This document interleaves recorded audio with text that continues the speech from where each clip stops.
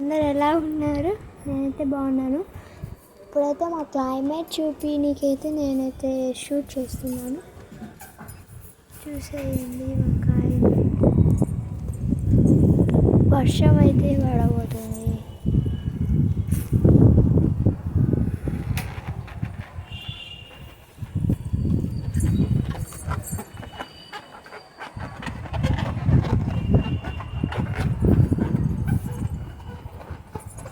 ఆడైతే ఇంకా డార్క్గా ఉంది. వర్షం అయితే కంపల్సరీగా పడుతుంది.